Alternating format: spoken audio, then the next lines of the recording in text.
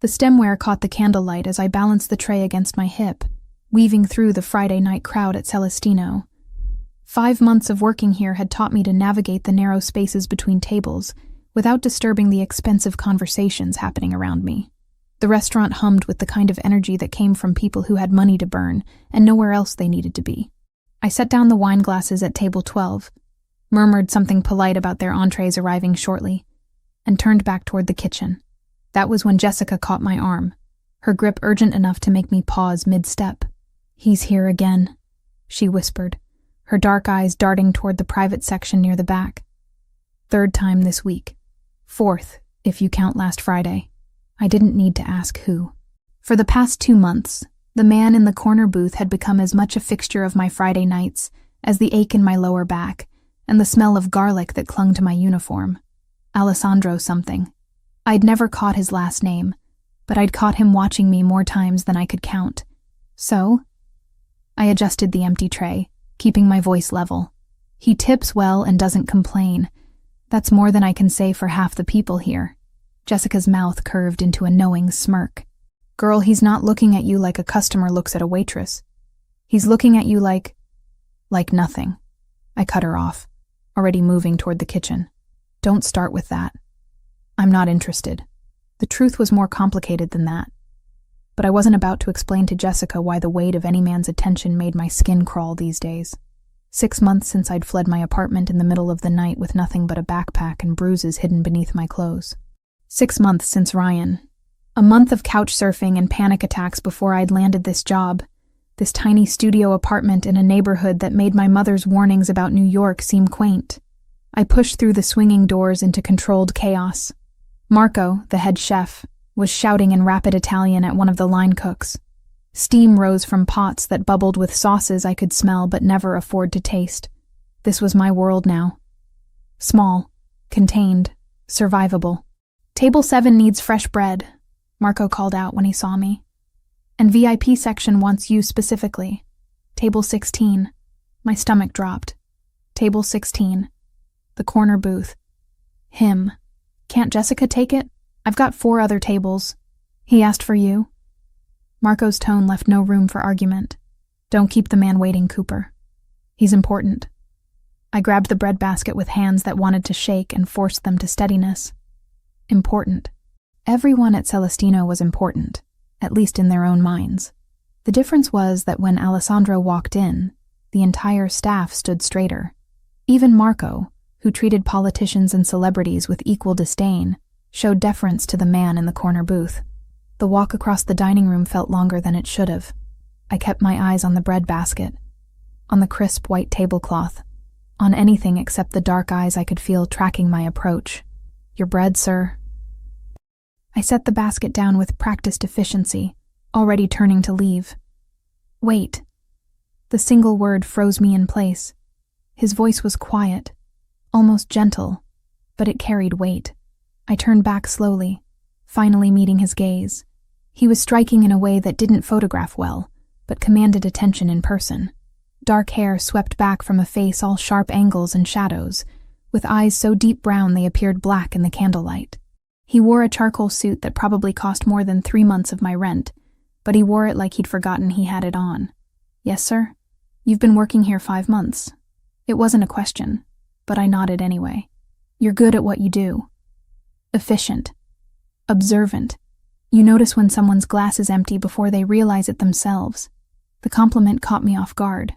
Customers didn't notice things like that. They didn't notice me at all, which was exactly how I preferred it. "Thank you, sir. Is there something you need?" "Your name." "Haley." The word came out automatically before I could stop it, before I could remember that giving him even that small piece of myself felt dangerous. "Haley." He repeated it like he was testing how it felt. "I'm Alessandro Ferraro." The name meant nothing to me, but something in the way he said it suggested it should. I waited, uncertain what response he expected. Before either of us could speak again, the front door opened with more force than necessary. Cold November air rushed in, carrying with it a laugh I recognized with the kind of visceral dread that lived in my bones. Ryan. He stood in the entrance with a woman I didn't recognize draped on his arm. Blonde. Tall. Everything I wasn't. His eyes scanned the restaurant with predatory intent, and when they landed on me, his face split into a smile that made my blood run cold. "Cooper, what are you—" Jessica appeared at my elbow, then saw Ryan and went silent. "I need to go," I managed to say, but my feet wouldn't move. 6 months of running, of hiding, of building this careful new life, and he'd found me anyway. Ryan was walking toward me now, his companion forgotten. The restaurant noise faded to white static. I couldn't breathe, couldn't think, couldn't do anything except watch him close the distance between us. "Haley, there you are." His voice carried across the dining room, pitched to draw attention. "I've been worried sick. You just disappeared, babe." Didn't return any of my calls. The lie was so smooth, so practiced. In his version of events, I was the unstable one. The one who'd run away for no reason, who needed to be brought back, who belonged to him. "I don't know you," I said, but the words came out weak, unconvincing even to my own ears. "Don't be like that." Ryan reached for my arm, and I flinched back so hard I stumbled. Jessica caught me, her hand steady on my shoulder. "Sir, if you don't have a reservation—" Marco had materialized from the kitchen, his chef's whites still dusted with flour. "I'm just trying to talk to my girlfriend," Ryan said, all wounded innocence. "She's been having some troubles lately. Mental health issues. I'm sure you understand." The words hit like physical blows. This was his pattern, his method. Discredit me first. Make everyone see me as the problem, as someone who couldn't be trusted to know her own mind. "She's not your anything." Alessandro's voice cut through the tension like a blade. He hadn't raised his volume, but somehow everyone in the vicinity fell silent. "And you need to leave." Ryan's attention snapped to Alessandro, dismissal already forming on his face. Then something shifted in his expression. Recognition, or maybe just survival instinct. Whatever he saw in Alessandro made him take an involuntary step backward. "This is a private matter," Ryan tried, but the confidence had drained from his voice. "Nothing that happens in my establishment is private." Alessandro stood, and I realized for the first time how tall he was, how solid, how utterly unmovable he appeared. "You're disturbing my guests and harassing my staff. Leave now, or I'll have you removed." "Your establishment?" Ryan laughed, but it sounded hollow. "Since when do waitresses have—" "I finalized the purchase this afternoon." Alessandro's words were precise, controlled. "I own Celestino as of 4 o'clock this afternoon, which means I make the rules here, and my first rule is that you're no longer welcome." The revelation rippled through the staff. Marco's eyebrows rose toward his hairline. Jessica's grip on my shoulder tightened. I stood frozen, trying to process what I was hearing. Alessandro moved past me, placing himself between Ryan and me with deliberate physicality. "I'm going to walk you to the door now. You won't return. You won't contact Haley. You won't come within 2 blocks of this building. Are we clear?" Ryan's jaw worked as he calculated his options. His date had already disappeared, probably embarrassed by the scene. The other diners watched with the kind of fascinated horror people reserve for car accidents. "Crystal," Ryan finally spat. He turned his glare on me. "You always did need someone to fight your battles, didn't you?" Pathetic. The insult barely registered. I was too busy watching Alessandro guide Ryan toward the exit with a hand that never quite touched him, but somehow communicated absolute authority. The door closed behind them, and the restaurant exploded into whispered conversations. "Girl," Jessica's voice was awed. "What just happened?" I had no idea. Alessandro returned moments later, his expression unreadable. He walked directly to me, and every instinct I had screamed to run, to hide, to make myself small and invisible again. "Are you all right?" he asked quietly. I nodded because I didn't trust my voice. "That man will not trouble you again. You have my word." He glanced at Marco, who still hovered nearby. "Haley should take the rest of the evening off. Paid, obviously. She's had a shock." "I don't need—" I started, but Alessandro held up a hand. "Please." The single word carried neither command nor plea, just a simple request. "Let me do this much." Marco was already nodding, making shooing motions toward the back. Jessica took my arm, guiding me toward the staff room. I went numbly, my mind struggling to catch up with everything that had just happened. I changed out of my uniform in a daze. When I emerged, the restaurant had returned to its normal rhythm, as if the confrontation had been nothing more than a brief interruption. Only Alessandro remained in the hallway, leaning against the wall with his hands in his pockets. "I'll have my driver take you home," he said. "That's not necessary." The words came out sharper than I intended. "I can take the subway. It's nearly 11. The subway isn't safe at this hour. I do it every night." Something flickered across his face. "That ends tonight." The presumption in his voice sparked anger through the numbness. "You don't get to make that decision." "You're right." He straightened, pulling something from his pocket. A business card, heavy cream stock with just a phone number embossed in black. "But I hope you'll accept this, at least. If you need anything at all." I took the card because refusing seemed more difficult than accepting. Our fingers brushed in the exchange, and I jerked my hand back like I'd been burned. If he noticed my reaction, he didn't comment. "The offer of a ride stands.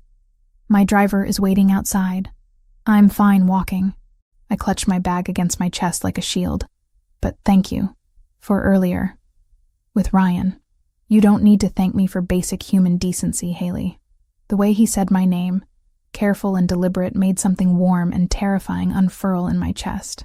I shoved it down ruthlessly. "Good night, Mr. Ferraro." "Alessandro," he corrected gently. "And good night." I left through the back entrance, my heart hammering against my ribs. The November air bit through my thin jacket as I hurried toward the subway entrance 3 blocks away. I made it half a block before I realized a black car was crawling along the curb behind me, maintaining a careful distance. His driver, following me home whether I'd agreed or not. I should have been angry, should have been terrified by the presumption, by yet another man deciding what was best for me without asking. Instead, as I descended into the subway station and the car finally drove away, all I felt was a confusing mixture of relief and something dangerously close to gratitude. I pulled the business card from my pocket as the train rattled through the tunnel. Just a phone number. No name, no company. Just a lifeline I hadn't asked for but couldn't quite bring myself to throw away. Monday morning arrived with the kind of gray light that made Manhattan look washed out and tired. I showed up for my shift at Celestino 15 minutes early, as always, expecting the usual routine of prep work and coffee strong enough to strip paint. What I didn't expect was Marco pulling me aside before I'd even clocked in. "Cooper, we need to talk." He gestured toward his cramped office behind the kitchen, his expression unreadable. My stomach dropped. This was it. Alessandro had reconsidered whatever impulse had made him defend me Friday night, and now I was losing the one stable thing in my carefully reconstructed life. I followed Marco into the office, my mind already calculating how many shifts I could afford to miss before my landlord started the eviction process. The answer was 0. "There's been a change in your employment status," Marco said, settling into his chair. He pulled out a folder, flipped it open. "Effective immediately. You're being promoted to assistant manager. Salary is here." He slid a paper across the desk. I stared at the number. Read it 3 times to make sure I wasn't hallucinating. It was triple what I'd been making. Triple. I don't understand. Owner's orders. Marco's mouth quirked. "Apparently you made an impression." The warmth that had flooded through me at seeing the salary curdled into something cold and sharp. "I didn't ask for this. Most people don't turn down a promotion, Cooper. Most people weren't offered one by a man who knows nothing about their work." I stood abruptly, the chair scraping against linoleum. "Where is he?" Marco checked his watch. "Probably won't be in until lunch service." "Look, I don't know what happened Friday night, but whatever it was, take the win. You're good at what you do. You deserve this." Did I? Or was this just another version of the same pattern I'd sworn to escape? A powerful man deciding what I needed, what I deserved, without bothering to ask what I wanted. I left Marco's office and found Jessica already at work setting up the dining room. She took one look at my face and raised an eyebrow. "Let me guess. You heard about the promotion." "You knew?" Marco told me first thing. "Girl, this is amazing. Do you know what assistant manager makes here? You could actually afford to live in a building with working heat. I don't want it." Jessica set down the stack of menus she'd been carrying. "Okay, I'm going to need you to explain that logic. Because from where I'm standing, you just won the lottery, and you're complaining about the ticket. He didn't ask me. The words burst out sharper than I'd intended. He just decided. Like he has any right to make choices about my life. Understanding dawned in Jessica's eyes. This is about Ryan. This is about me not being some charity case for another controlling man to fix. Haley, Jessica's voice gentled. I've been working here 3 years. I've seen Alessandro Ferraro exactly 6 times before 2 months ago. You know what he did for the last assistant manager when she asked for a raise? He said no. You know what he does for most staff? The bare minimum required by law. She paused. He bought this entire restaurant. Do you understand how much money that is? And the first thing he does is promote you. Exactly. Don't you think that's weird? I think it's a man who sees something he wants and goes after it. Jessica picked up her menus again. The question is, what are you going to do about it? I spent the morning shift in a haze of resentment and confusion, my movements automatic as I took orders and delivered food. The lunch rush started at 11:30, and right on schedule, Alessandro walked through the door.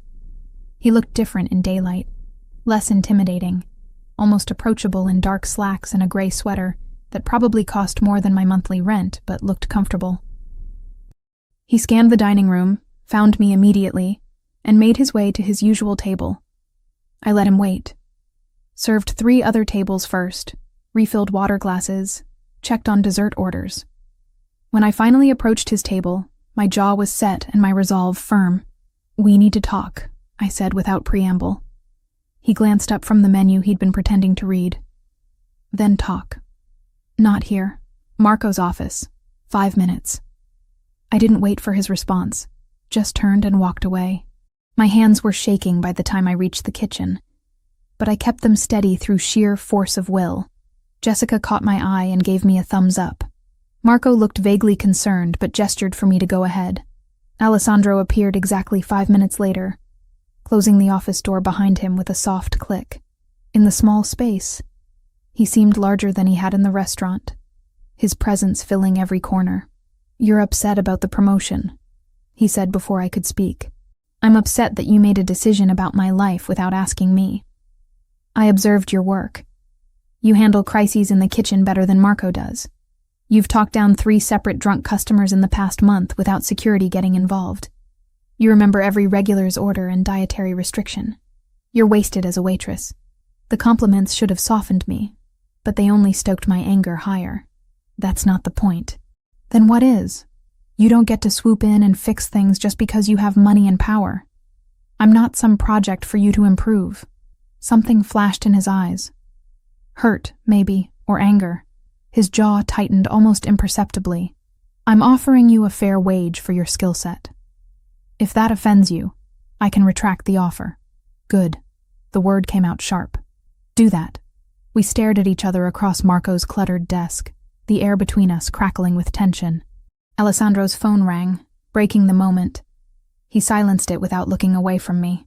I apologize, he said finally, each word measured and controlled. I should have consulted you first. That was presumptuous. The apology caught me off guard. Men like Ryan never apologized, never admitted fault. I just need you to understand that I can't. I stopped, unsure how to explain the panic that lived under my skin whenever someone tried to take control. I need to make my own choices. Understood. He nodded once, crisp and businesslike. The offer remains open if you change your mind, but I won't push. Someone knocked on the door. One of the line cooks stuck his head in. Sorry to interrupt, but there's a delivery for Ms. Cooper. Guy says it's urgent. Alessandro and I emerged from the office to find a courier holding a large manila envelope. He checked his clipboard. Haley Cooper? That's me. The envelope was heavy, official. My name and the restaurant's address were printed on the front in sterile block letters. My hands felt numb as I tore it open. Legal documents spilled out. A restraining order. Against me. Filed by Ryan Mitchell. Claiming I'd been harassing him with obsessive phone calls and threatening messages.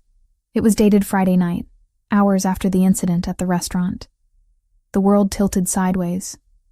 I grabbed the counter to steady myself, the papers shaking in my grip. Every word was a lie.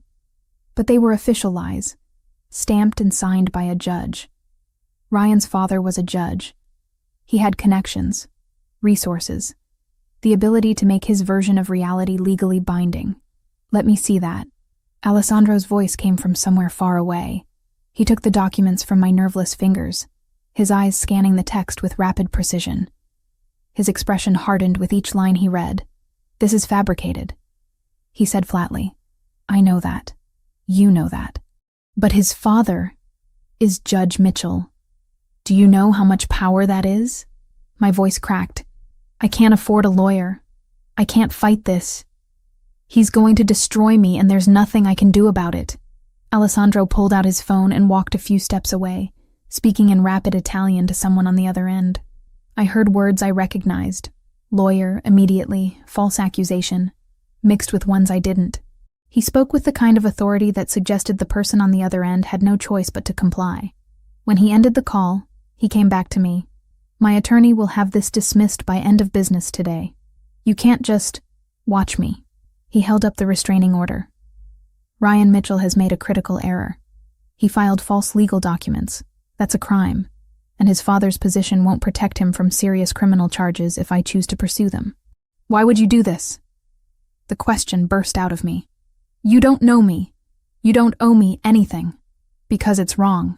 He said it simply, as if that explained everything. Because men like him rely on their victims being too afraid or too poor to fight back, and because you deserve better than to be terrorized by someone you had the courage to leave. My throat tightened with unshed tears. I refused to cry in front of him, in front of anyone. Tears were weakness, and I'd learned the hard way that weakness only invited more pain. Alessandro's phone buzzed. He glanced at it, then back at me. "My attorney needs some information from you. It won't take long." He paused. "May I add my number to your phone? As an emergency contact?"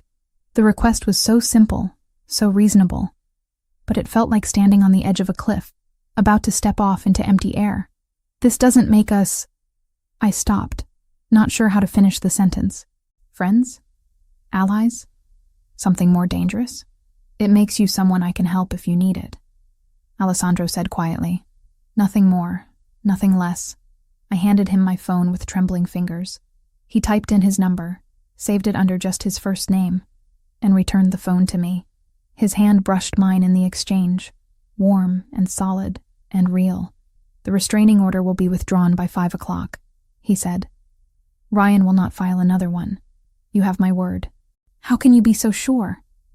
"Because I'm going to make it very clear to him that pursuing this further would be catastrophically stupid." The temperature in his voice dropped several degrees. "I have information about his business dealings that would interest several federal agencies. He'll make the smart choice."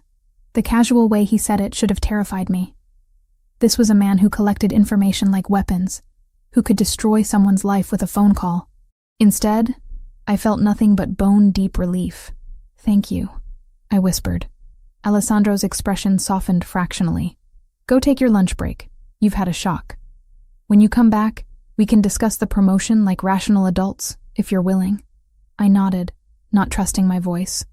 Jessica materialized at my elbow as Alessandro walked away, guiding me toward the staff room with gentle efficiency.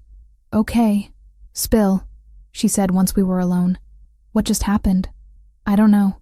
I sank onto the battered couch, my legs finally giving out. "He's going to make the restraining order disappear. Just like that. Like it's nothing." Jessica sat beside me, her expression uncharacteristically serious. "Haley, I need you to listen to me. Alessandro Ferraro isn't just some rich guy who owns restaurants. People are scared of him. Important people. You saw how Marco acted Friday night. What are you saying?" "I'm saying be careful. He's interested in you. That much is obvious. But men like him don't do anything without expecting something in return." Her words echoed my own fears, but they rang hollow against the memory of Alessandro's controlled fury when he'd read that restraining order, against the gentle way he'd asked permission before adding his number to my phone. My phone buzzed. A text from an unknown number. "Restraining order withdrawn. Judge Mitchell has been formally walled off from anything involving you going forward. Ryan has been strongly encouraged to relocate out of state. You're safe now. A." I showed the message to Jessica. Her eyebrows rose toward her hairline. "Girl," she said slowly, "that man just made a legal problem disappear in under 2 hours. On a Monday. Do you understand how much power that takes?" I did. And it terrified me almost as much as it reassured me. My phone buzzed again. This time it was from Ryan's number. Just 3 words. "You'll regret this." My blood turned to ice. Alessandro had been wrong. Ryan wasn't smart enough to back down, wasn't rational enough to recognize when he was outmatched. He would keep coming, keep trying to hurt me, until one of us was destroyed. I forwarded the message to Alessandro without letting myself overthink it. His response came immediately. Noted. Forwarding to my attorney. This constitutes harassment. Ryan is building his own legal grave. Then another message. You're safe, Haley. I meant what I said. Jessica read the exchange over my shoulder and whistled low. Okay. Maybe I was wrong. Maybe he's one of the good ones. There are no good ones, I said automatically, the words worn smooth by repetition. Just ones who hide it better. Or maybe, Jessica said gently, you're so used to men like Ryan that you can't recognize when someone actually gives a damn about you. I didn't have an answer for that. 2 weeks slipped by in a rhythm I hadn't expected to find comforting. Alessandro came to Celestino 4 times each week, always requesting a table in my section, always ordering the same dishes, always leaving before the restaurant closed. We spoke in careful pleasantries about the weather, the menu, nothing that ventured into personal territory. Jessica said it was the most restrained courtship she'd ever witnessed. I refused to call it courtship at all. The promotion sat between us like unexploded ordnance. I hadn't accepted it, but I hadn't formally declined either. Alessandro seemed content to let the question hang unanswered, which only made me more suspicious of his motives. Ryan had gone quiet. No messages, no surprise appearances, nothing. The restraining order had vanished from public record, as if it had never existed. Alessandro's attorney had sent me a brief email confirming everything was resolved, with a phone number to call if I needed anything else. I'd saved the number and tried not to think about how much that legal work must have cost. Friday night found me closing down my section, my lower back aching from 8 straight hours on my feet. Jessica had left an hour earlier, and most of the kitchen staff was finishing cleanup. I walked home through streets that had become familiar, my keys threaded between my fingers out of habit rather than genuine fear. The November cold had teeth tonight, biting through my jacket and making my breath fog in the streetlight. I climbed the 4 flights to my apartment, already mentally cataloging what I had in the fridge that could pass for dinner. Probably nothing. Maybe I'd just go straight to bed. My door was unlocked. I stopped on the landing, staring at the handle that sat slightly ajar. I never left it unlocked. Never. My hand moved to my pocket, fingers closing around my phone. But I didn't pull it out yet. Maybe I'd forgotten this morning. Maybe I was so tired that I'd walked out without checking. I pushed the door open slowly. The apartment was destroyed. Drawers pulled out and emptied onto the floor. Couch cushions slashed. Books swept from their shelf. My few possessions scattered like debris from an explosion. And in the center of it all, sitting in my one kitchen chair with his arms crossed, was Ryan. "Hello, babe." His voice was pleasant, conversational. "We need to talk." Every muscle in my body locked. Fight or flight screamed through my nervous system, but I couldn't do either. I could only stand frozen in the doorway, keys cutting into my palm. "How did you get in here?" "I didn't need a key to get in, Haley. You never were very observant." He stood, and I took an involuntary step backward. "You've made my life very difficult, Haley. I think you owe me an apology. Get out." My voice came out steadier than I felt.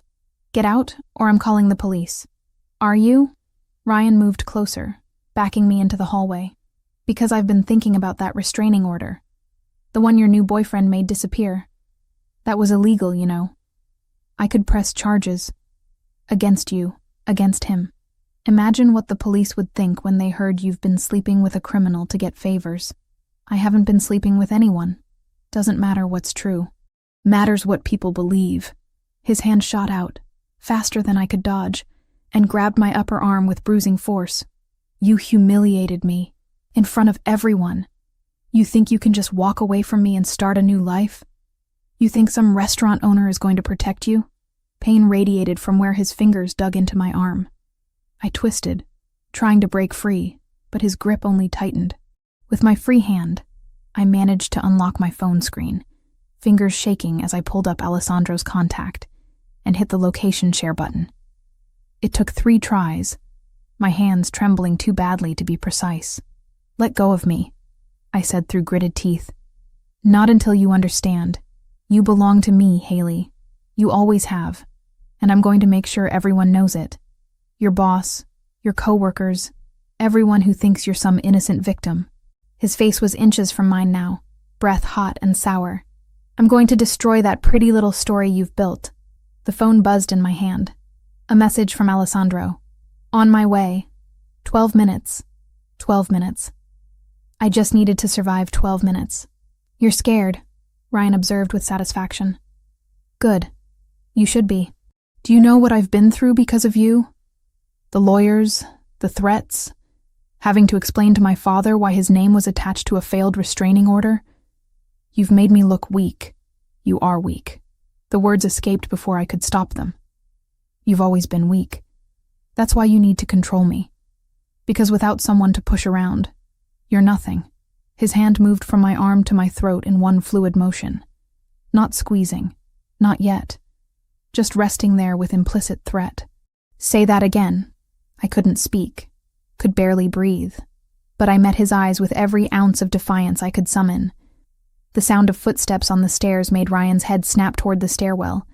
Heavy footsteps, purposeful, multiple sets. His grip on my throat loosened fractionally. Alessandro appeared first, taking in the scene with a single sweeping glance. Behind him came 2 other men. One was tall and broad-shouldered, with a broken nose that suggested violence was a familiar language. The other was leaner, watchful, with hands that stayed near his jacket pockets. "Step away from her." Alessandro's voice was absolutely calm, which somehow made it more terrifying than if he'd shouted. "Right now." Ryan's hand fell away from my throat. He manufactured a smile, the kind that used to charm my friends and confuse my family. "This is just a misunderstanding. Haley and I were having a discussion. Couple stuff, you know how it is. We're not a couple," I managed to say, my voice rough. "We haven't been for 6 months."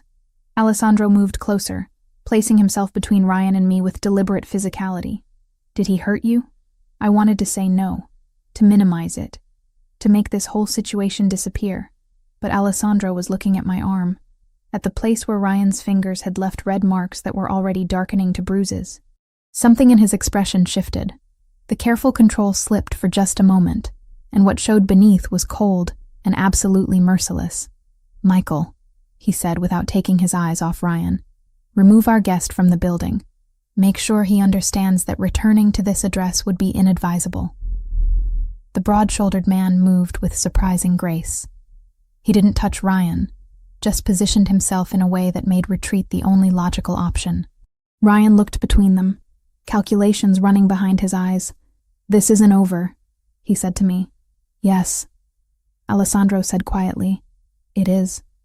If you contact Ms. Cooper again, if you come near her workplace or her home, if you so much as think about her too loudly, you'll discover exactly how unpleasant I can make your life. Am I being clear?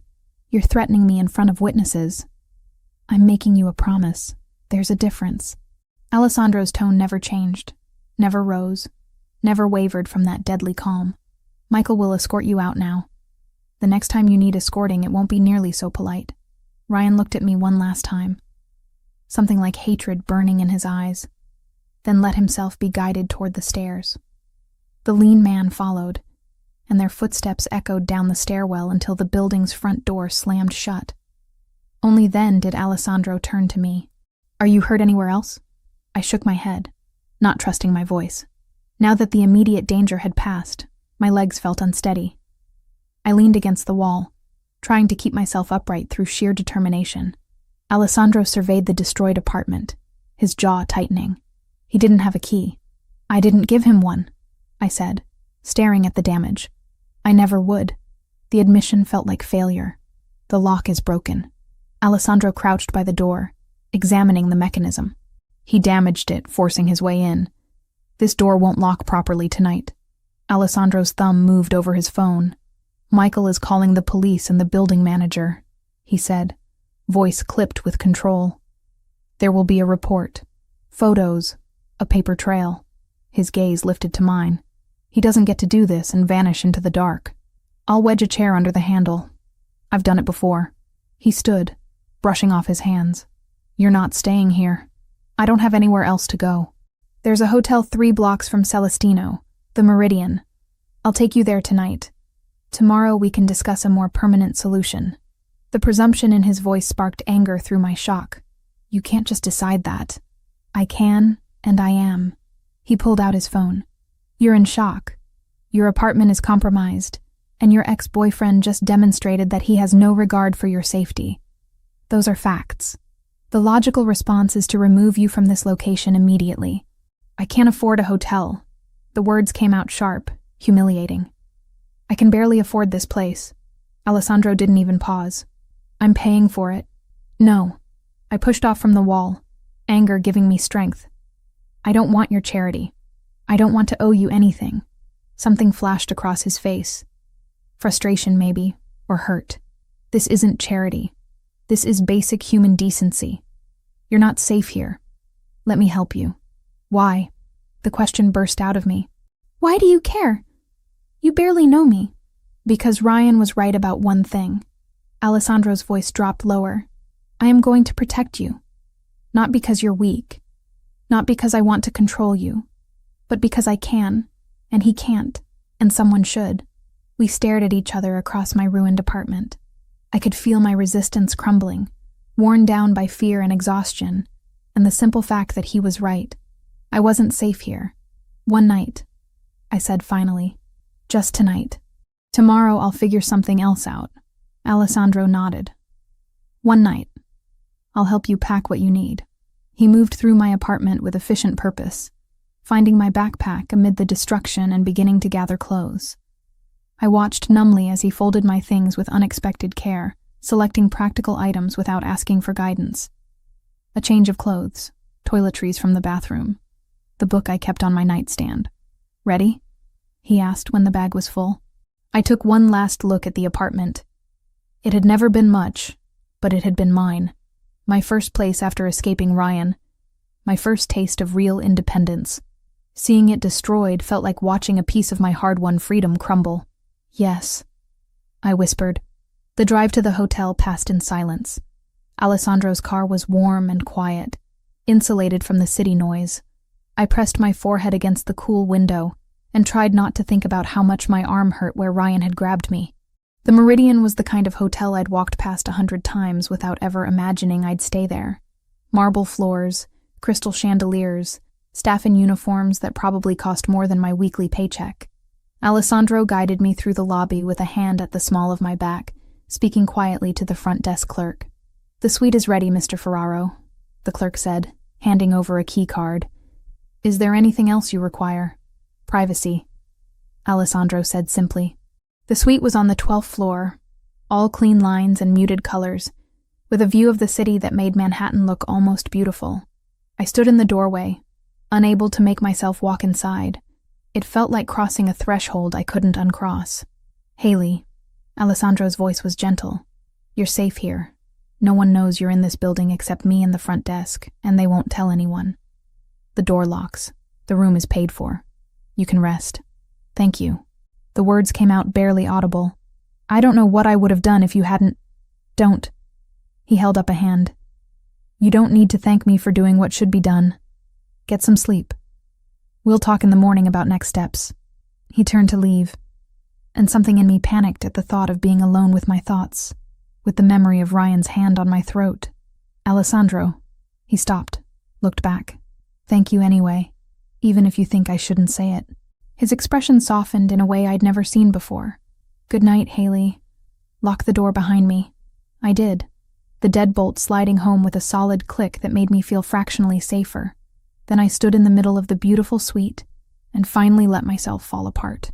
Morning light filtered through the hotel curtains in shades of gold that seemed too gentle for how I felt. I'd spent most of the night staring at the ceiling, replaying Ryan's hand on my throat, the casual violence in his grip, the promise of worse to come. Sleep had come in fitful bursts around 4 a.m, leaving me groggy and disoriented when someone knocked on the suite door at 8. I checked the peephole before opening it. Alessandro stood in the hallway holding a cardboard tray with 2 coffee cups and a white paper bag that smelled like fresh pastries. Behind him stood an older woman in a tailored gray suit, her silver hair pulled back in a neat bun, carrying a leather briefcase. "Good morning," Alessandro said when I opened the door. "I brought breakfast. And my attorney. I hope that's acceptable." I must have looked as wrecked as I felt because his expression shifted to concern. "Did you sleep at all?" "Some." I stepped back to let them in, suddenly aware that I was still wearing yesterday's clothes, that my hair was a disaster, that I probably looked like exactly what I was, someone barely holding it together. The attorney extended her hand with a professional smile. "Caroline Webb. Mr. Ferraro briefed me on your situation. I'm sorry you're going through this." We settled around the suite's small dining table. Alessandro distributed coffee with the kind of efficiency that suggested he'd done this before, while Caroline pulled documents from her briefcase and arranged them in neat stacks. "I'll be direct," Caroline said, opening a folder. "Your ex-boyfriend filed a civil lawsuit against you yesterday afternoon. Defamation of character, claiming your allegations of abuse have damaged his professional reputation and personal relationships. He's seeking $200,000 in damages." The number hit me like a physical blow. 200,000. I didn't have $200 in my savings account. The coffee cup trembled in my hands. "He can't do that," I said, even though I knew he already had. "Everything I said about him is true. Truth is an absolute defense against defamation," Caroline agreed. "But defending yourself in court costs money. Legal fees for a case like this could easily run $50,000 or more. Ryan's banking on you not being able to afford representation, which would result in a default judgment in his favor. So he wins." My voice sounded hollow, even to my own ears. "He gets to destroy me, and there's nothing I can do about it." "That's not what I said." Caroline's tone was firm, but not unkind. "I'm willing to represent you pro bono. No charge for my services." I looked between her and Alessandro, trying to understand the catch. "Why would you do that?" "Because I don't like bullies," Caroline said simply. "And because Alessandro asked me to. We've worked together for 15 years. When he tells me someone needs help, I listen." Alessandro had been quiet during this exchange, his attention seemingly focused on his coffee, but I could feel him watching me, gauging my reactions. "There's more you should know," Caroline continued. "I did some preliminary investigation into Ryan Mitchell's background. He owes approximately $80,000 to various creditors, including some individuals who don't take kindly to missed payments. He has a pattern of behavior with former girlfriends. 2 separate women filed complaints about harassment and assault, but both cases were dismissed when the women suddenly declined to testify. Likely they were paid off or intimidated into silence. Each revelation made my stomach tighten. I'd known Ryan was cruel, but hearing it laid out in legal terms made it real in a way my own experiences hadn't. "He blames you for his current circumstances," Caroline said. "The loss of social standing, the financial pressure, probably other things that have nothing to do with you, but that he's decided to attribute to you anyway. Men like him need someone to blame for their failures. What do I do?" The question came out small, defeated. "First, you stop blaming yourself." Caroline's voice softened. "Second, you let me handle the legal aspects. Third, and this is important, you accept that you're not safe in your current living situation and make appropriate arrangements." I looked at Alessandro. "You told her about the apartment." "I told her you needed options," he corrected. "The offer stands. I own a property in Chelsea. There's a vacant unit on the 5th floor. It's yours for 6 months while we resolve this situation legally. Rent-free." I can't accept that. The refusal was automatic, trained into me by years of independence hard-won and fiercely guarded. "Why not?" Alessandro's question was genuine, not challenging. "Because I don't want to owe you. Because accepting help feels like giving up control. Because..." I stopped, unable to articulate the tangle of pride and fear and exhaustion that made the idea of being indebted to anyone unbearable. "Because you're used to men who help only when they want something in return," Caroline finished quietly. I understand that impulse, but sometimes accepting help is the strongest thing you can do. Alessandro set down his coffee cup with deliberate care. I'm not Ryan. I'm not going to hold this over you or use it as leverage. You need a safe place to live. I have one available. The math is simple. Nothing about this is simple. I stood, needing to move, to put distance between myself and their reasonable arguments. You're asking me to move into an apartment you own. Let your attorney represent me for free. Accept that you'll just fix all my problems because you've decided to. How is that different from Ryan deciding what I needed and making choices for me? Alessandro's jaw tightened, the first sign of frustration I'd seen from him. The difference is I'm asking, not telling. You can say no. You can walk out of this hotel right now. Go back to your broken apartment. Face Ryan alone with no resources and no protection. That's your choice to make, not mine. The bluntness of his words stung because they were true. I didn't have other options. I'd been running on pride and stubbornness for so long that I'd forgotten how to recognize genuine help when it was offered. I need time to think, I said finally. Of course. Caroline began gathering her documents. Take all the time you need. My contact information is in here. She handed me a folder. Call me when you're ready to discuss the lawsuit defense. Or don't. But know that the offer remains open. They left together, and I was alone again with my coffee going cold and my thoughts spiraling. The suite felt too large, too quiet, too much like a cage even though the door was unlocked and I could leave whenever I wanted. I spent the rest of Saturday in that hotel room, ordering room service I barely touched and avoiding the calls from Jessica that started around noon. By Sunday, I'd watched every movie the hotel offered and memorized the pattern of cracks in the ceiling. By Monday, I was climbing the walls with restless anxiety. Alessandro didn't call, didn't text, didn't show up with more coffee and reasonable arguments. His absence felt louder than his presence had. Tuesday morning, Jessica appeared at my door with a duffel bag and a determined expression. Marco told me where you were. I'm not leaving until we talk. I let her in because refusing seemed like more effort than I could muster. She took one look at the room service trays scattered across the coffee table and made a disapproving sound. Girl, you look terrible. Thanks. That's helpful. You know what I mean. She sat on the couch, patted the cushion beside her. Talk to me. What's going on in that head of yours? I sat, pulling my knees up to my chest. He wants me to move into an apartment he owns. I know. Marco told me the whole story. Jessica's expression was unusually serious. He also told me what Ryan did to your place, and that you've been hiding out here for 3 days instead of accepting help. It's not that simple. Actually, it is. You're making it complicated because you're scared. I'm not scared. The lie felt transparent even as I said it. You're terrified, Jessica corrected gently. Terrified of owing someone. Terrified of being controlled again. Terrified that accepting help makes you weak. Am I close? I pressed my face against my knees, unable to answer. Listen to me, Haley. I've known you for 5 months. In that time, I've watched you work double shifts to pay rent, seen you skip meals to save money, heard you turn down every offer of help like it's poison. She paused. And I've also seen the way Alessandro looks at you. That man is not trying to control you. He's trying to help you. There's a difference. How can you be sure? Because controlling men don't ask permission. They don't respect boundaries. They don't hire expensive attorneys and then disappear for 3 days to give you space to think. Jessica took my hand. Ryan conditioned you to see kindness as manipulation. But not everyone is Ryan. Her words settled into the quiet spaces of my thoughts, finding cracks in my defenses. What if I accept, and he expects something in return? Then you leave. You have that power. You've always had it. Jessica squeezed my hand. But I don't think he will. And I think you're using that fear as an excuse not to let someone care about you.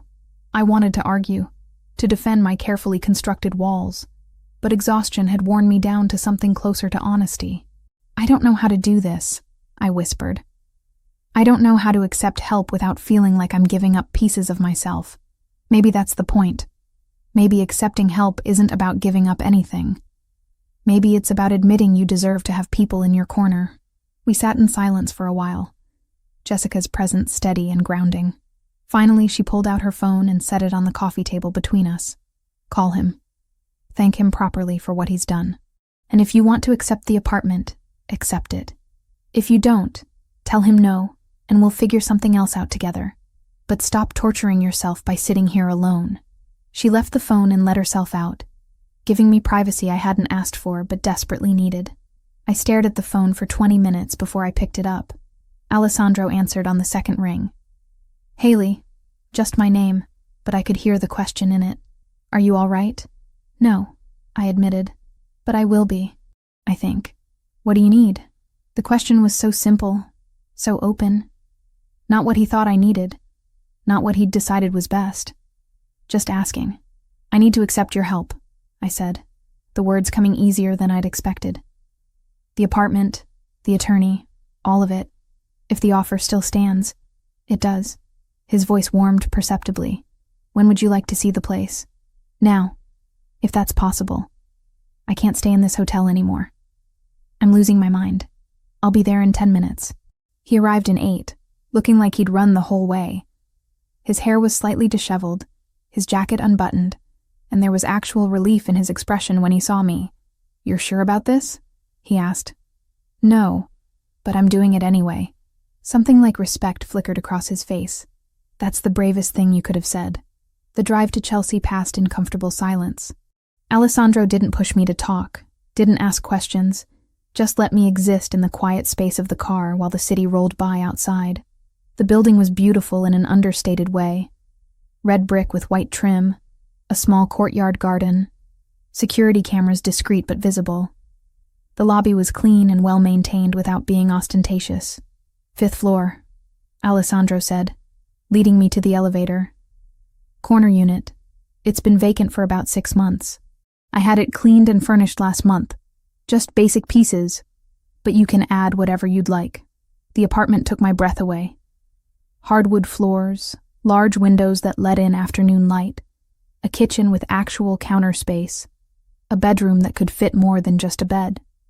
It was twice the size of my old place, 100 times nicer, and the rent would normally be completely beyond my means. The building has security, Alessandro was saying, walking me through the space.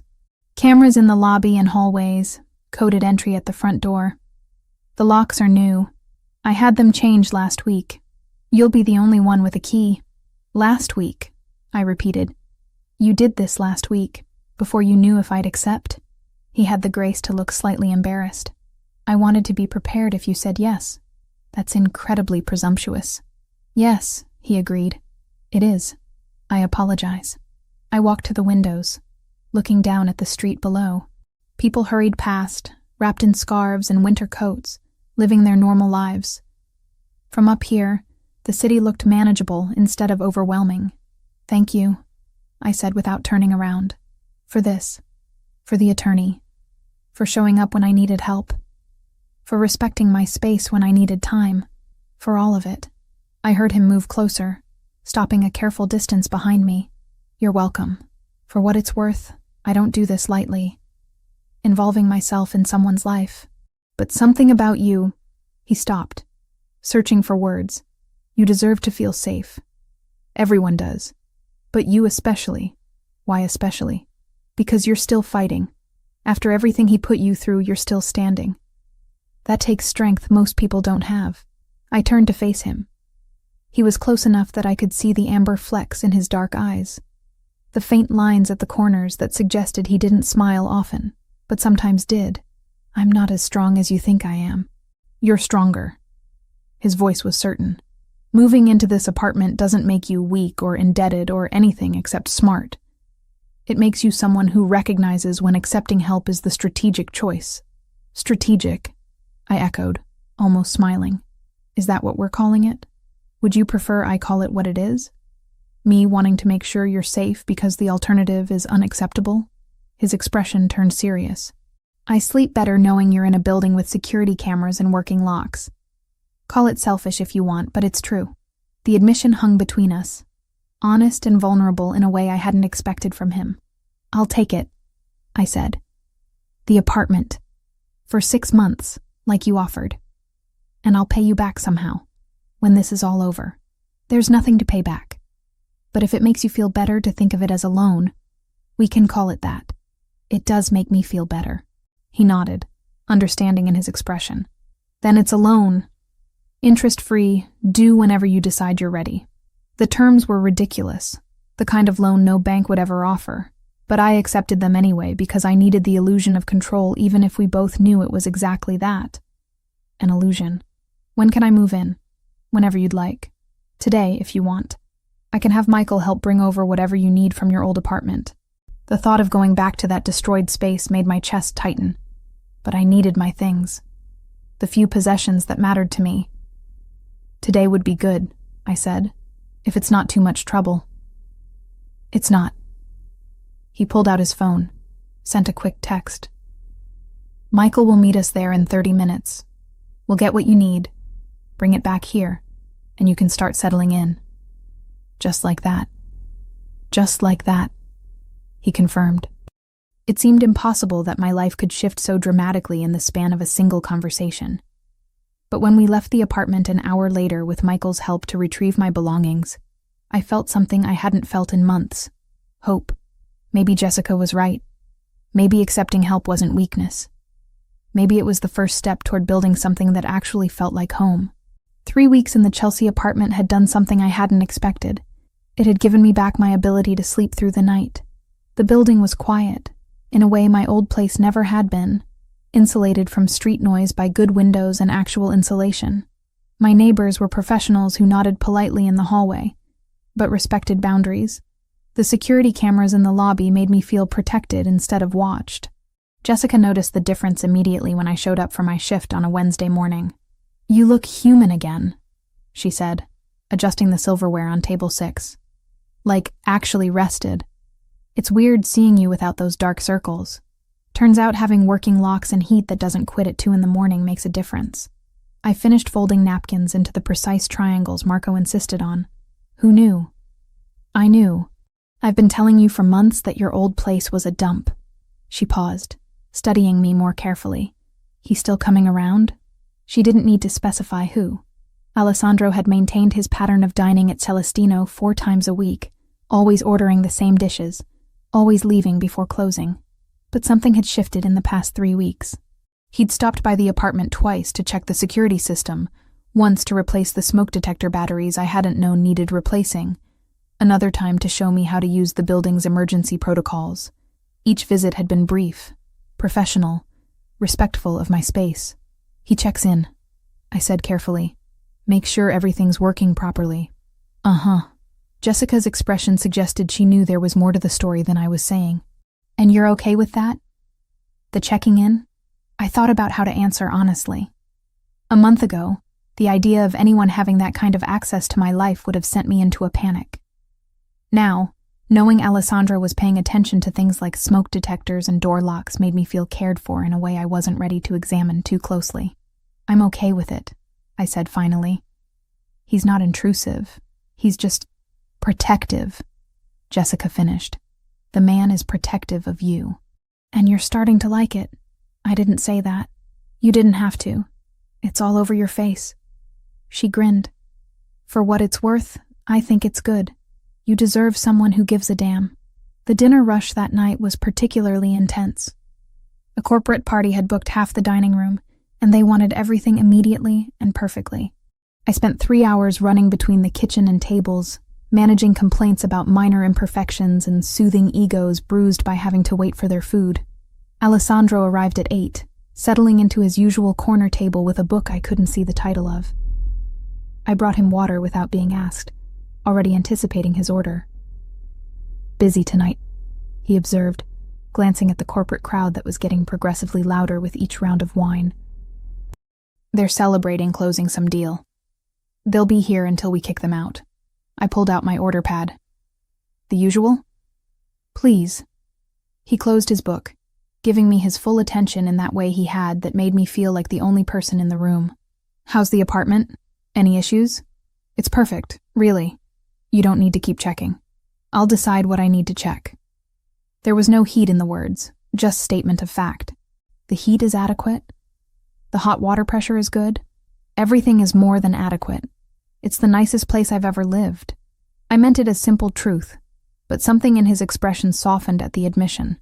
Good. That's good. I was about to head to the kitchen with his order when the sound reached us. Sharp, unmistakable. 3 cracks in rapid succession that made everyone in the restaurant freeze. Gunshots. Close. Too close. Alessandro was on his feet instantly, phone already to his ear. Michael. Status. He listened for 3 seconds. Lock it down. Send everyone home now. Yes, including the kitchen. Marco appeared from the back, his face pale. Was that what I think it was? 3 blocks south. Alessandro's voice was absolutely controlled, but I could see tension in the line of his shoulders. Close the restaurant. Send your staff home with security escorts. No one walks alone tonight. You can't just... Marco started, then seemed to remember who he was talking to. Yes, sir. Right away. The restaurant dissolved into organized chaos. Staff members grabbed coats and bags, while Alessandro made rapid calls arranging transportation. The corporate party sobered up fast, calling their own cars with shaking hands. Within 20 minutes, Celestino was empty except for Marco, Alessandro, Jessica, and me. Jessica. Alessandro turned to my friend. Michael is outside with a car. He'll take you wherever you need to go. I can take the subway. Michael will take you. It wasn't a request. Jessica met my eyes, saw something in my expression, and nodded. Thanks. Haley, I'll call you tomorrow. She squeezed my arm on her way out, leaving me alone with Alessandro and Marco. I'll lock up, Marco said. You two should go. I followed Alessandro out the back entrance where his car waited, engine running. The driver I didn't recognize held the door open, his expression carefully neutral. Alessandro gestured for me to get in first, then slid in beside me. The car pulled away from the curb smoothly, but I could feel the tension radiating from Alessandro like heat from a furnace. His jaw was tight, his hands clenched into fists on his thighs. In the dim light from passing street lamps, I noticed something dark spreading slowly across his left sleeve. You're bleeding, I said, the words coming out sharper than intended. It's nothing. Let me see. I reached for his arm, and he pulled away slightly. Haley, it's just a graze. I've had worse. The casual way he said it made my blood run cold. A graze from what? Those gunshots? I was closer than I should have been. It's already stopped bleeding. I'll clean it when I get home. Or you could let me clean it at my apartment since we're going there anyway. I kept my voice level, but my hands were shaking. You said I needed an escort home. Fine. But you're going to let me look at that wound. He studied me for a long moment, then nodded once. If it will make you feel better, it will. The rest of the drive passed in heavy silence. When we reached my building, Alessandro dismissed his driver with instructions to return in an hour. I led him upstairs, hyper-aware of his presence behind me, of the way he moved with careful precision that suggested pain he was hiding. Inside the apartment, I pointed to the bathroom. Sit on the edge of the tub. I'll get supplies. He obeyed without argument, which told me the injury was worse than he wanted to admit. I found the first aid kit he'd insisted on stocking in my bathroom cabinet weeks ago, and returned to find him carefully peeling off his jacket and rolling up his shirt sleeve. The wound was a deep gash across his upper arm, still oozing blood. Not life-threatening, but definitely more than a graze. This needs stitches, I said, opening the kit with trembling hands. It's fine. Just clean it and wrap it. Alessandro, I can't go to a hospital. Too many questions. His eyes met mine, and I saw something raw in them. Please, just do what you can. I wanted to argue, but the look on his face stopped me. Instead, I soaked gauze in antiseptic and began cleaning the wound as gently as I could.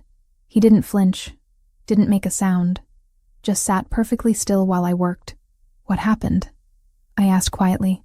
And don't tell me it was random violence. Those shots were too close to the restaurant to be coincidence. Alessandro was silent for so long I thought he wouldn't answer. Then, do you really want to know? Once I tell you, you can't unknow it. I want to know. I pressed clean gauze against the wound, applying pressure. I think I deserve to know why someone shot at you close enough that I heard it. He took a breath, let it out slowly. There's a Russian organization that's been trying to expand into territory I control. Shipping routes, primarily. We've been negotiating, but talks broke down last week when they realized I wasn't going to concede the ports. Tonight was their way of sending a message. What kind of message? That they know about you. His voice went flat. They've been watching the restaurant. They know you work there. They know you live in a building I own. They're trying to figure out if you're valuable enough to me to be used as leverage. The gauze in my hands went still. Used as leverage for what? To make me give them what they want. Territory, money, concessions. They think if they threaten you, I'll fold. He looked up at me, his expression harder than I'd ever seen it. They're not entirely wrong. The implication settled over me like cold water. This is about me. They shot at you because of me. No. His hand caught mine, stopping my movements. They shot at me because they're desperate and stupid. You're not responsible for what they choose to do, but I am the reason you're a target. I've been a target my entire adult life, Haley. That's not new. What's new is having someone I care about potentially in their crosshairs. He released my hand, letting me go back to bandaging, which is why I need to give you an option. My hands resumed their work automatically while my mind raced ahead. What kind of option? I have connections. People who can create new identities, relocate people safely. I can have you out of the city in 48 hours. New name, new job, new life somewhere they'll never find you. You'd be completely safe. The offer hung in the air between us, stark and final. He was giving me an escape route, a way out of the danger that came with knowing him. I should have been grateful. Should have been already planning what to pack. No, I said simply. Haley, no.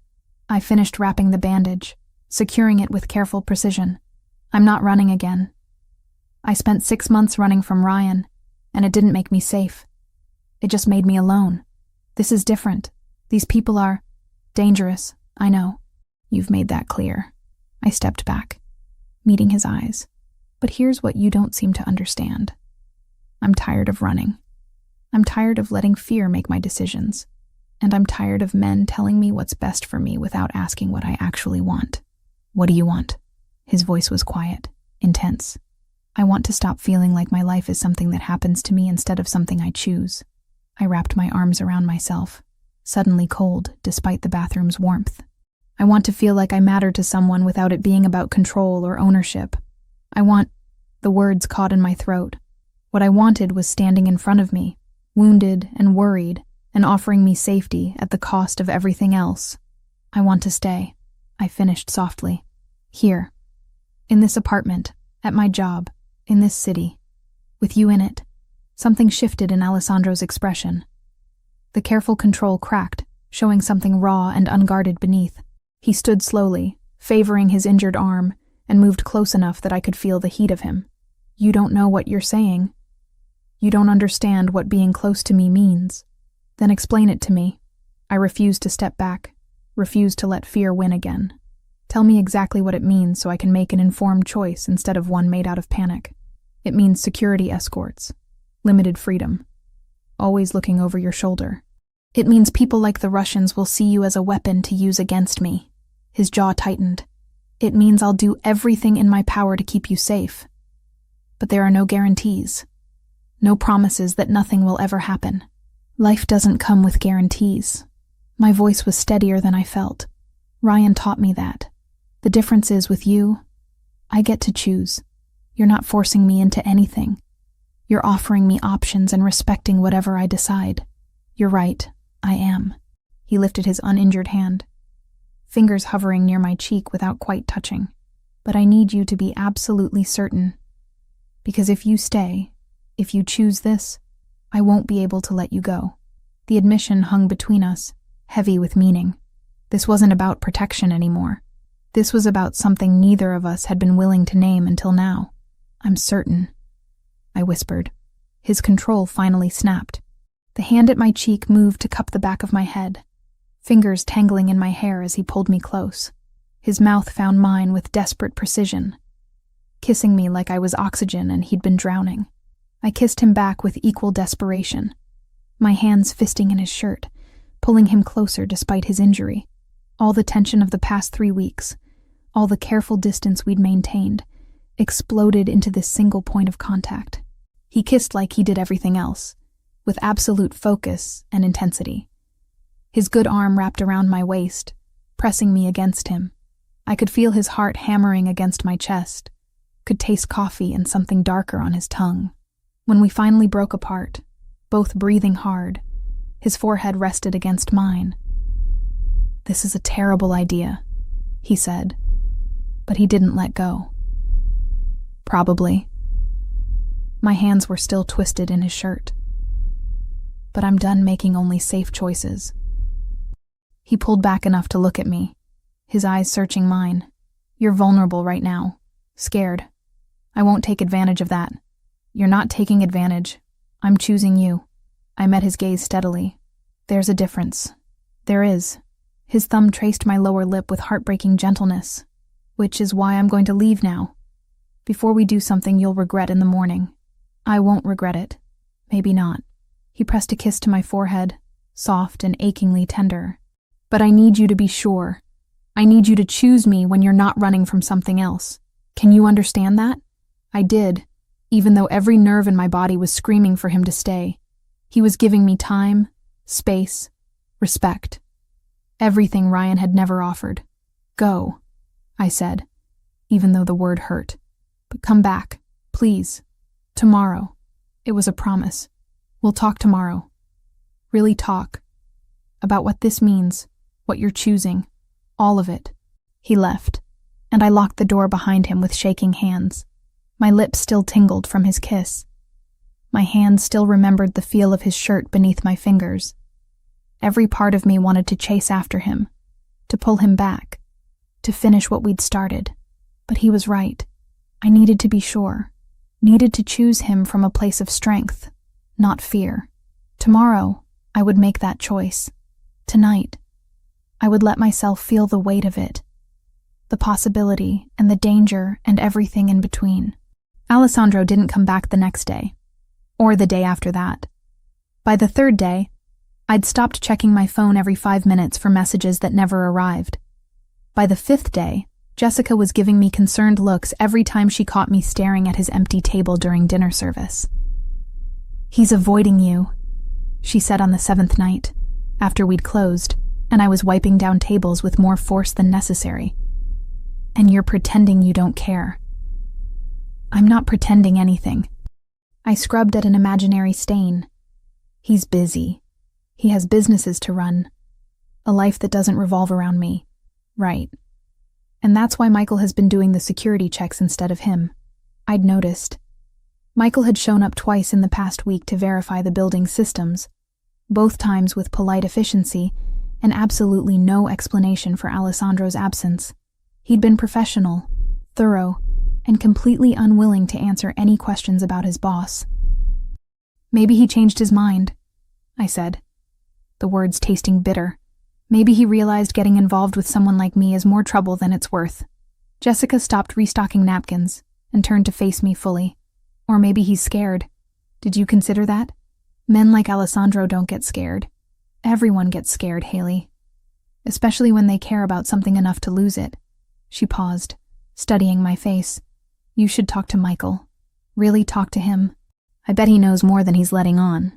I dismissed the idea at the time, but it stuck with me through the rest of the week. By Friday, when Michael showed up for another security check, I was ready. "We need to talk," I said, as he was preparing to leave my apartment. "And not about smoke detectors."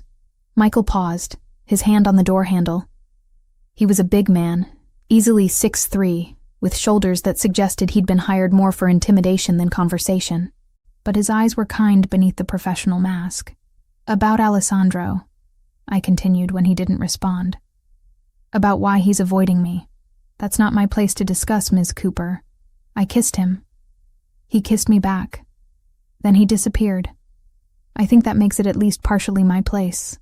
I crossed my arms, trying to project confidence I didn't feel. "Please, I need to understand what I did wrong." Something shifted in Michael's expression. He closed the door and moved back into the apartment, leaning against the counter with a sigh. "You didn't do anything wrong," he said finally. "Alessandro is protecting you. From himself. That doesn't make sense." "It does, if you know his history." Michael hesitated. clearly weighing how much to reveal. He had a sister. Younger. Her name was Sophia. The past tense made my stomach clench. What happened to her? She fell in love with someone in the organization. Not Alessandro's operation, he wouldn't have allowed it, but a rival family. The man claimed he'd leave that life for her. Alessandro tried to stop it, but Sophia was stubborn. She thought love would be enough. Michael's jaw tightened. 4 years ago, there was a dispute over territory. Sophia was caught in crossfire at a restaurant. Wrong place, wrong time. She died in Alessandro's arms. The image hit me like a physical blow.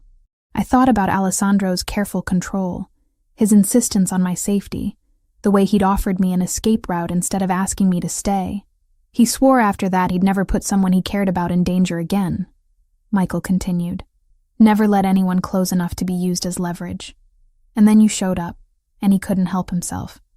He's been watching you for months, trying to convince himself to walk away, but he can't. And that terrifies him. So he's avoiding me because he cares about me? The irony was almost painful. He's avoiding you because last week's shooting made him realize you're already in danger just by knowing him. And he can't bear the thought of you ending up like Sophia. Michael straightened. That's why I'm telling you this, Ms. Cooper. If you're going to pursue this, you need to understand what you're asking him to overcome. It's not just about danger. It's about 4 years of grief and guilt.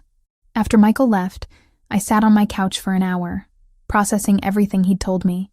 Alessandro wasn't avoiding me because he'd changed his mind. He was avoiding me because he was terrified of losing me the way he'd lost his sister. I pulled out my phone and sent a text to Michael. What's Alessandro's office address? The response came immediately, along with a warning. He won't be happy, I told you. I'll take that risk.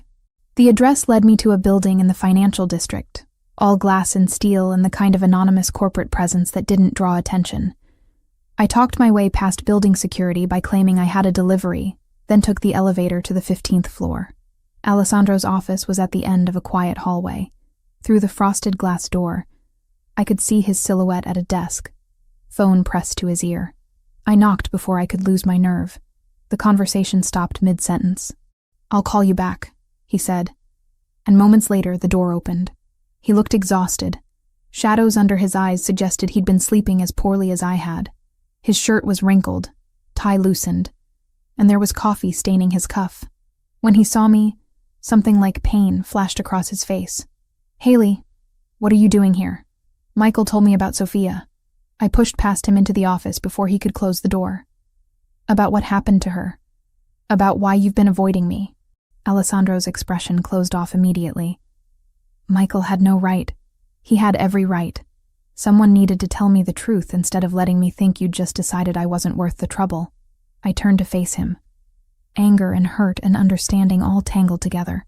You can't protect me from everything, Alessandro. And you can't make my choices for me. I watched my sister die because she chose to be with someone in this life, he said, his voice raw. I held her while she bled out on a restaurant floor. Do you understand what that means? What it did to me? I understand that it was tragic and unfair, and not your fault. I took a step closer, but I'm not Sophia. And you're not the person who killed her. You can't punish yourself forever for something you couldn't control. I can keep you safe by staying away from you. No, you can't. The Russians already know about me. They already see me as leverage. Staying away won't change that. It'll just make me face it alone instead of with you. I moved closer still, until I was near enough to see the gold flecks in his dark eyes. I'm choosing this, Alessandro. Knowing the risks, understanding the danger, fully aware of what happened to your sister. I'm choosing you anyway. His control was fracturing. I could see it in the tension of his shoulders, the way his hands clenched at his sides. You don't know what you're asking. Then tell me. Tell me exactly what I'm asking for so I can prove I understand. You're asking me to let you into a world where violence is currency and loyalty is survival. You're asking me to care about you knowing that caring makes you a target. You're asking me to trust that I can keep you safe when I couldn't keep my own sister safe. His voice cracked on the last word. I can't lose someone else. I can't. You won't.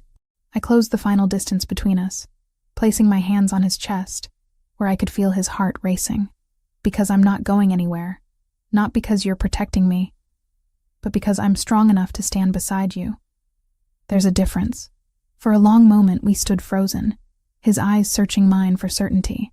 Then something in him broke. His arms came around me, pulling me close with desperate intensity. "I can't stay away from you," he said against my hair. "I've tried. These past 7 days have been torture." "Then stop trying." I pulled back enough to look at him. "Stop protecting me from yourself and let me in. Really in. All the way." His mouth found mine in answer, the kiss deeper and more certain than the one we'd shared in my bathroom. This wasn't desperation or fear. This was choice.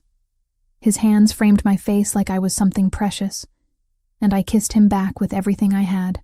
When we finally broke apart, both breathing hard, he rested his forehead against mine. "No more avoiding," he said. "No more pretending I can walk away. But you need to promise me something." "What?" "If it gets too dangerous, if I tell you to run, you run. No arguments, no hesitation. You trust me enough to do that." "I promise." The words came easier than I'd expected because I understood what he was really asking.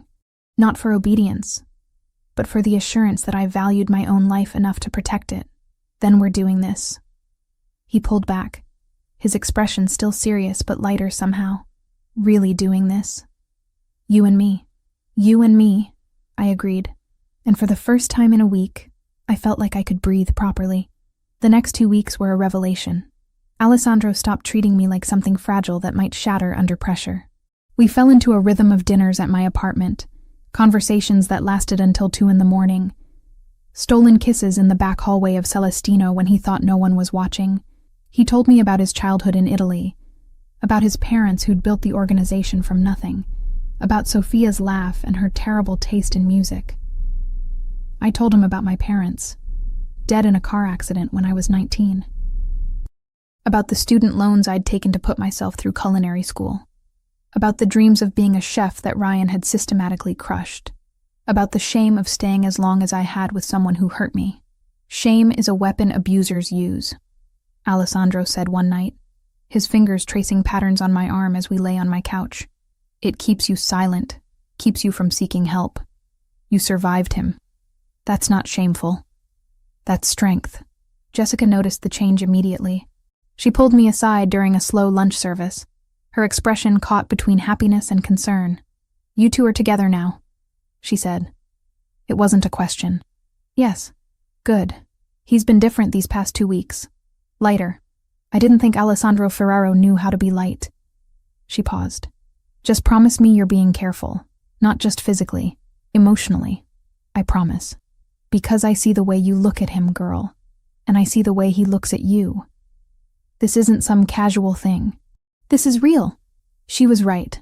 What Alessandro and I had was terrifyingly real, built on honesty and trust, and the kind of vulnerability neither of us had offered anyone else.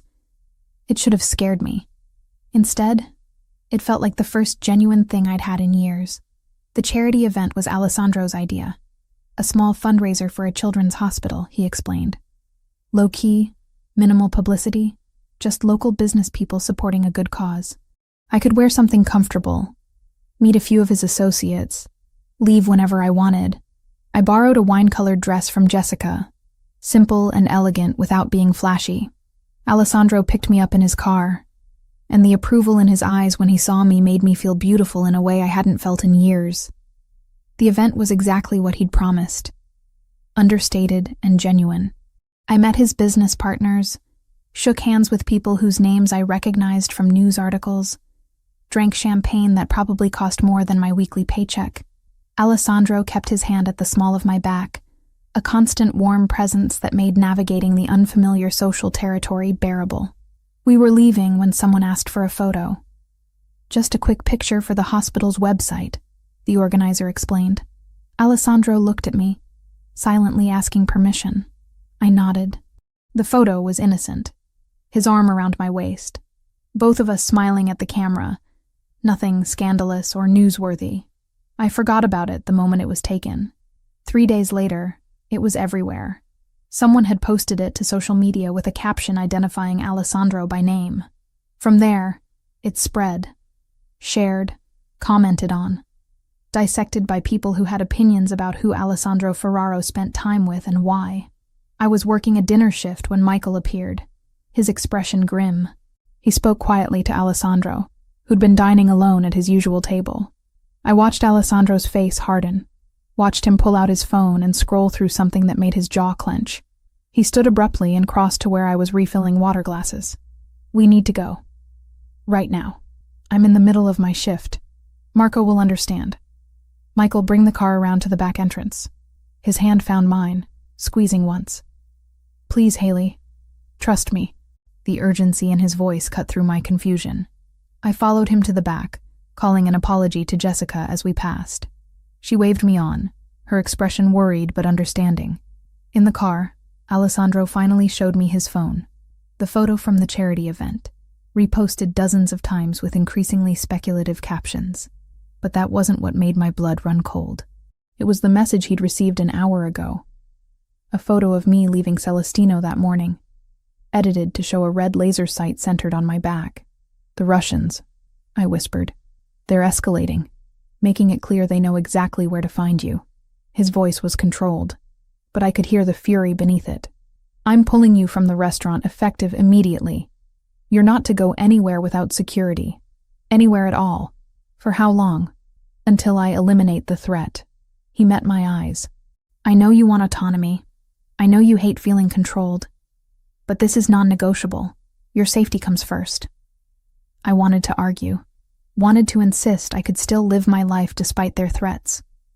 But the image of that laser sight kept flashing through my mind. "Okay," I said quietly. "What do you need me to do?" Relief washed over his features. "Stay at the apartment. Michael will be stationed in the building.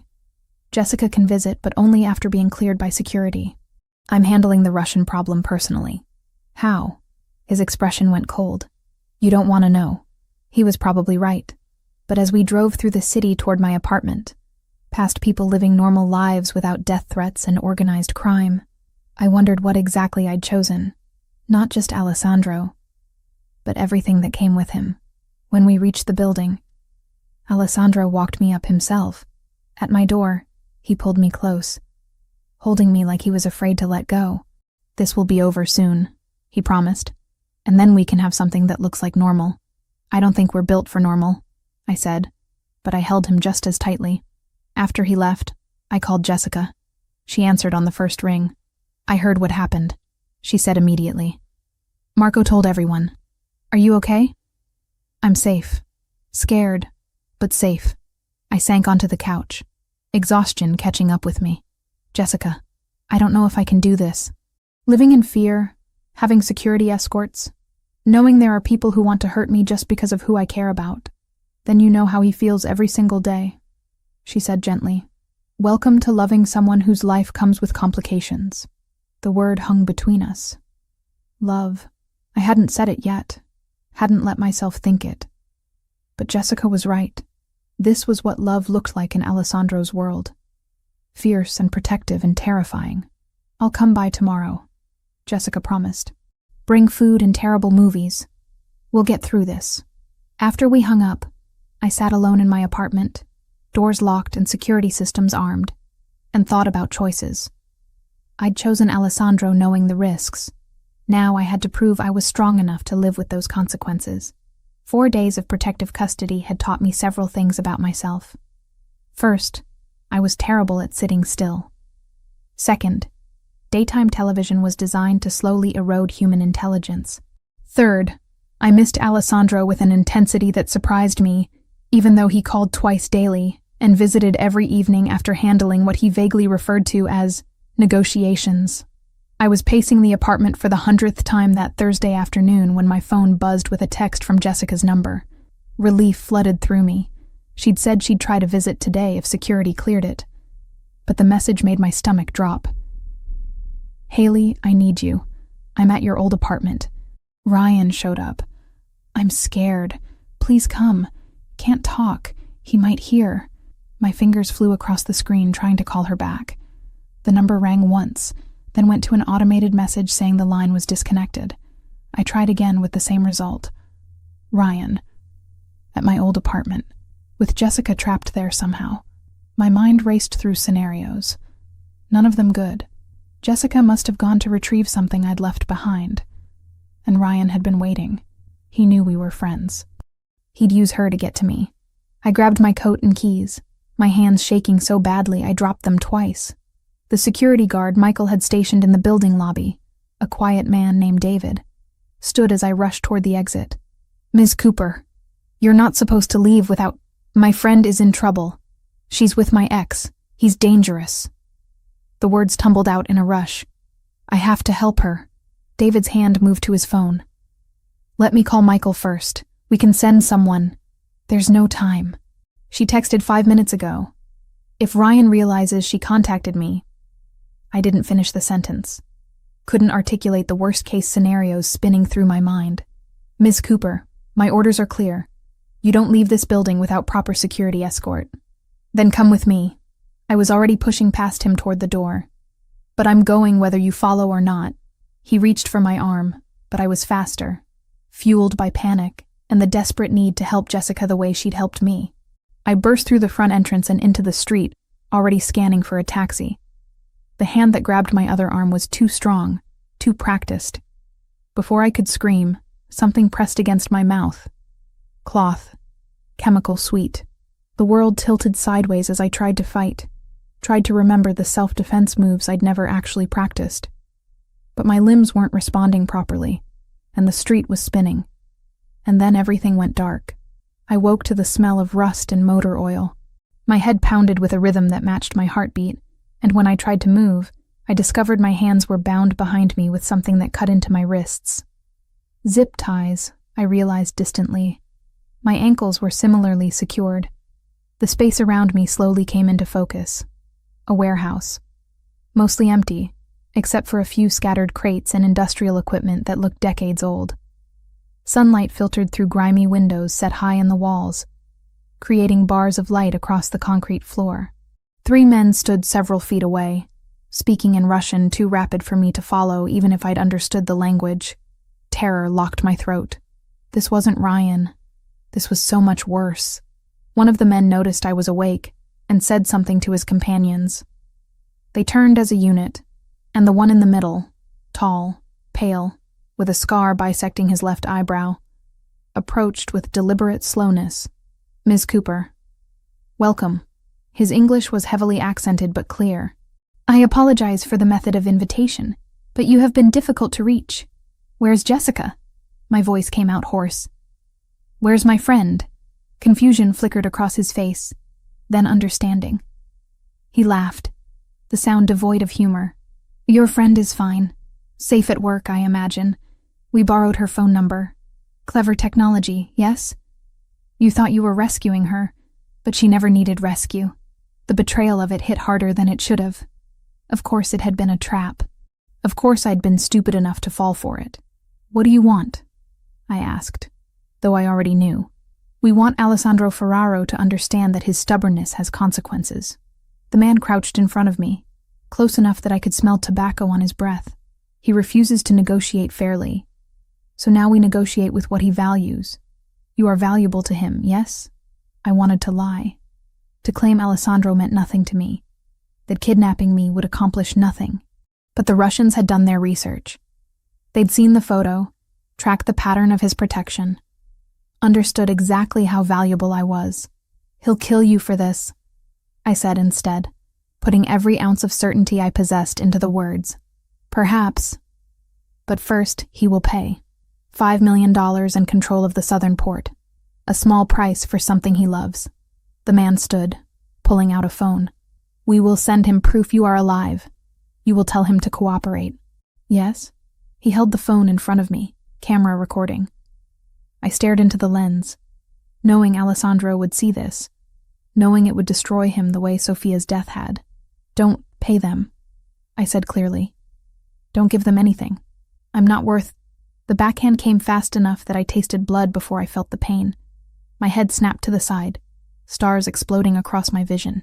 "Try again," the Russian said calmly. "This time, ask him nicely to pay." I spit blood onto the concrete and met the camera's eye once more. "I love you," I said. Because if this was the last message Alessandro received from me, that needed to be in it. I'm sorry. The phone disappeared. The Russians moved to the far side of the warehouse, speaking in low tones. I tested the zip ties systematically, looking for any weakness, any way to slip free. But they'd done this before, and whoever had secured my bonds knew exactly how tight to make them. Time passed strangely in the warehouse. Could have been an hour, could have been 3. The sunlight shifted across the floor, tracking the afternoon's progress. I thought about Alessandro receiving that video, about the expression on his face when he saw me bound and bleeding, about Michael and Jessica and everyone who'd told me to be careful, to stay put, to trust that I was protected. I'd been so arrogant, thinking I could handle this world, thinking love and determination were enough to survive the kind of danger Alessandro lived with daily. The sound of an engine outside made all 3 Russians tense. The leader barked orders, and the other 2 pulled weapons from their jackets. Guns, matte black and professional. They took positions near the warehouse's main entrance, a massive rolling door that looked like it hadn't moved in years. "Your hero arrives," the leader said to me. Right on schedule. So predictable. These men in love. The door began to rise with a mechanical screech that set my teeth on edge. A figure stood silhouetted in the opening. Alessandro, alone, carrying a black duffel bag that presumably held $5 million in cash. "Don't come in!" I shouted, my voice cracking. "It's a trap!" He came in anyway, because of course he did. His eyes found me immediately, and I watched something in his expression fracture at seeing me tied and injured.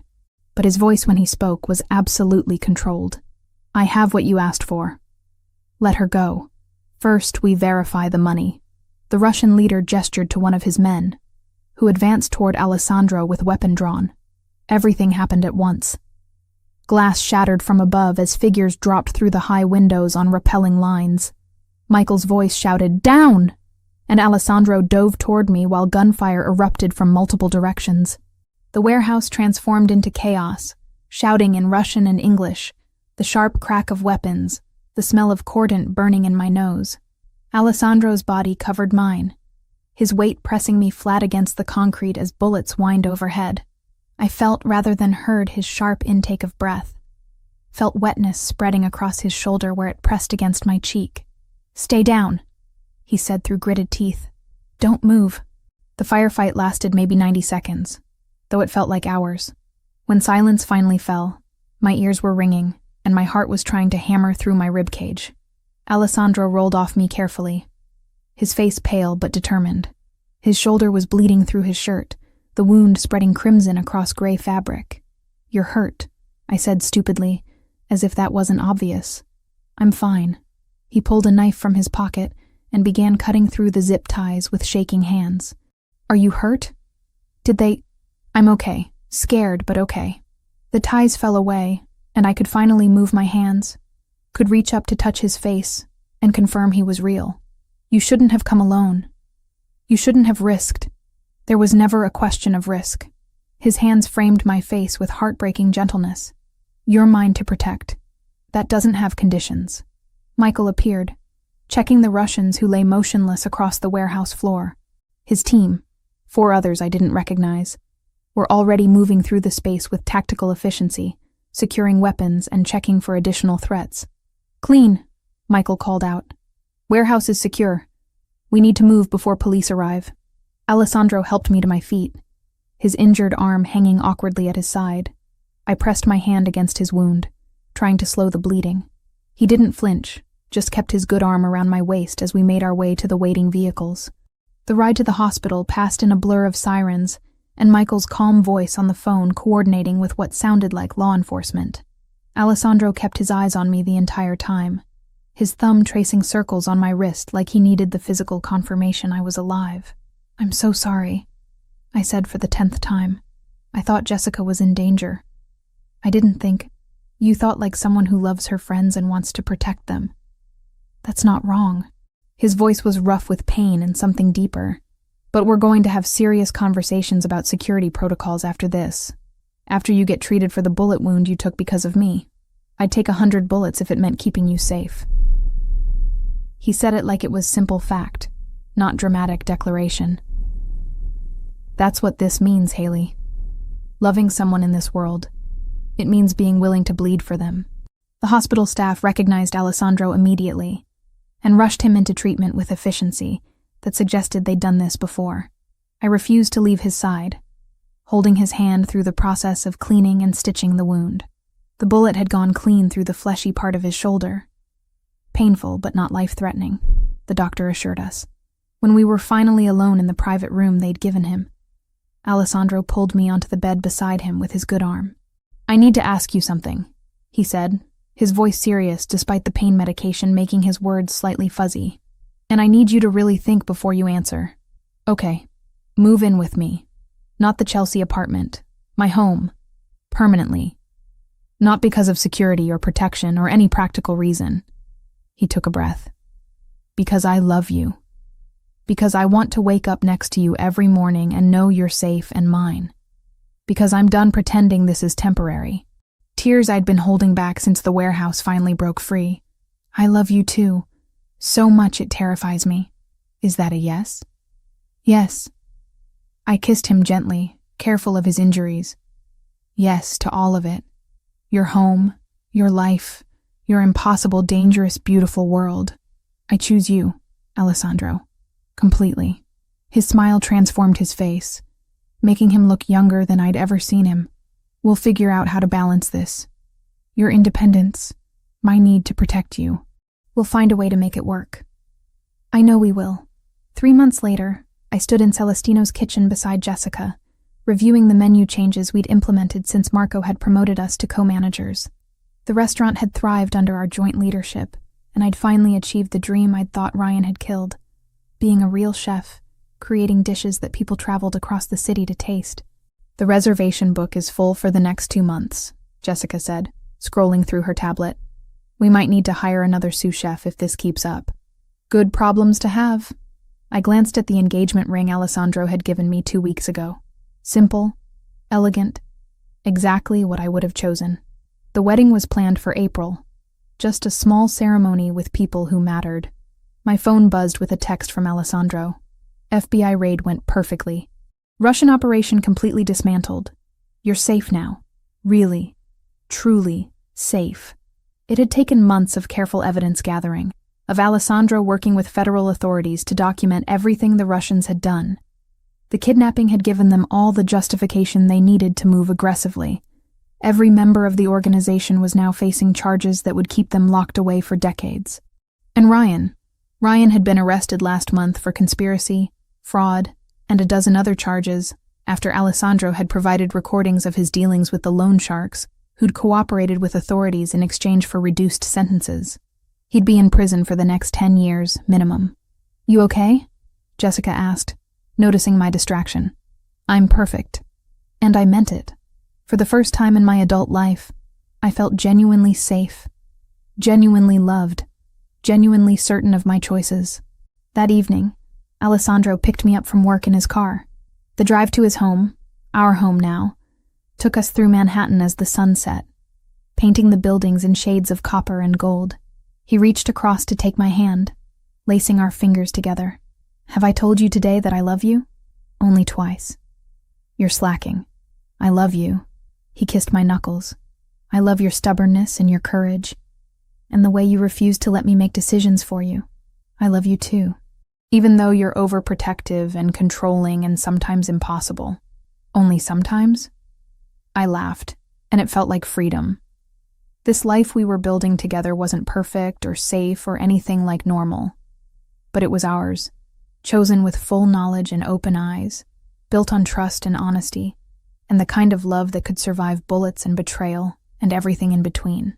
"Only sometimes," I confirmed, and kissed him as the city lights came alive around us, promising tomorrow and all the tomorrows after that.